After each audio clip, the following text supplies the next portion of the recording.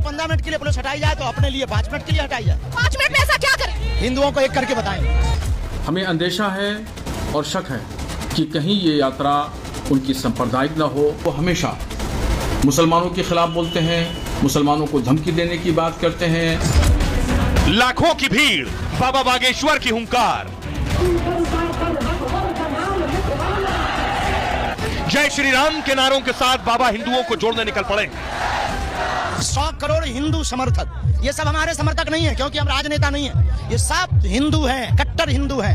100 करोड़ हिंदू एक हो रहे हैं। बाबा हिंदू राष्ट्र बनाने के लिए हिंदुओं को एकजुट कर रहे हैं। लाखों भक्तों के साथ सड़कों पर निकल पड़े हैं। बाबा बागेश्वर की यात्रा में लाखों भगवाधारियों को सड़कों पर देख मौलाना भड़क गए हैं। बाबा की यात्रा में दंगे की आशंका जता रहे हैं। भारत को हिंदू राष्ट्र बनाने का झंडा बुलंद किया। मैं उनको कहना चाहता हूं कि ये हिंदुस्तान न कभी हिंदू राष्ट्र हुआ है, न होगा और न ही कभी ये मुस्लिम राष्ट्र हो सकता है। तो मौलाना यही नहीं रुके, उन्होंने ये क्यों कहा कि आखिर दंगा भी हो सकता है, ये मैं आपको बताऊंगा। बाबा बागेश्वर किस मकसद के साथ इस यात्रा को निकाल रहे हैं, बाबा ने क्या कहा यात्रा से पहले।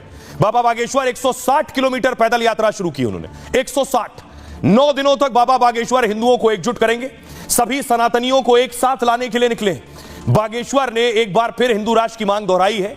उन्होंने कहा मंदिरों मस्जिदों में राष्ट्रगीत गाया जाना चाहिए ताकि पता चले किसे इस देश से प्यार है, किसे नहीं।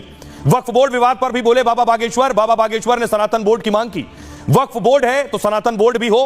15 मिनट वाली धमकी पर भी बाबा ने हमला किया। हिंदुओं को 15 मिनट नहीं और सिर्फ 5 मिनट लगेंगे।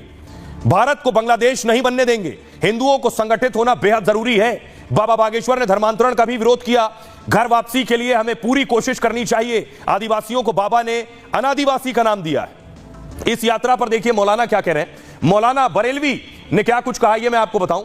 बरेलवी ने कहा बाबा बागेश्वर की यात्रा पर धीरेन्द्र शास्त्री की यात्रा नफरत भरी यात्रा होगी। हमारे देश को हिंदू राष्ट्र बनाने का नारा दिया जाएगा। बाबा की 160 किलोमीटर लंबी यात्रा है। मौलाना मुफ्ती शहाबुद्दीन बरेलवी को दंगे की आशंका है। बागेश्वर की यात्रा में कहीं दंगा फसाद ना हो जाए। हम हमेशा मुसलमानों के खिलाफ, बाबा बागेश्वर हमेशा मुसलमानों के खिलाफ बोलते हैं, ये कह रहे हैं मौलवी। बागेश्वर मुसलमानों को धमकी देते रहे, हिंदू देश को हिंदू राष्ट्र बनाने का ऐलान करते रहे।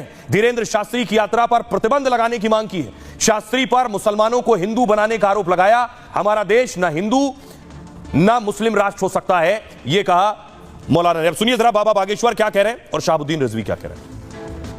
हिंदुओं का तो समर्थन है, समर्थन से ज्यादा जागृति की आवश्यकता है क्योंकि हम शोभा यात्रा नहीं निकाल रहे हैं, हम निकाल रहे हैं जन जागृति हिंदू एकता पद यात्रा। हमको भेदभाव और जात पात से इनको मुक्त करना। हमको भाषा का डिस्टेंस, बोली का डिस्टेंस, कल्चर का डिस्टेंस, इनको एक करके राष्ट्र के प्रति वफादार बनना बहुत जरूरी है। सनातन के प्रति समर्पित होना बहुत जरूरी है। यही हमारा संकल्प है। 100 करोड़ हिंदू समर्थक, ये सब हमारे समर्थक नहीं है क्योंकि हम राजनेता नहीं है। ये सब हिंदू हैं, कट्टर हिंदू हैं। 100 करोड़ हिंदू एक हो रहे हैं। बागेश्वर धाम के बाबा धीरेन्द्र शास्त्री जी 160 किलोमीटर की यात्रा निकालने वाले हैं और आज से उनकी यात्रा शुरू हो रही है। हमें अंदेशा है और शक है कि कहीं ये यात्रा उनकी सांप्रदायिक न हो और उसकी वजह यह है कि वो हमेशा मुसलमानों के खिलाफ बोलते हैं, मुसलमानों को धमकी देने की बात करते हैं और उन्होंने पिछले दिनों कई मुसलमानों को अपने आश्रम में मजहब तब्दील कराया। तो इस वजह से वो हमेशा चर्चे में रहते हैं और अपने आप को एक बहुत बड़ा हिंदुत्व लीडर साबित करने की कोशिश करते हैं। उन्होंने भारत को हिंदू राष्ट्र बनाने का झंडा बुलंद किया। मैं उनको कहना चाहता हूं कि ये हिंदुस्तान न कभी हिंदू राष्ट्र हुआ है, न होगा।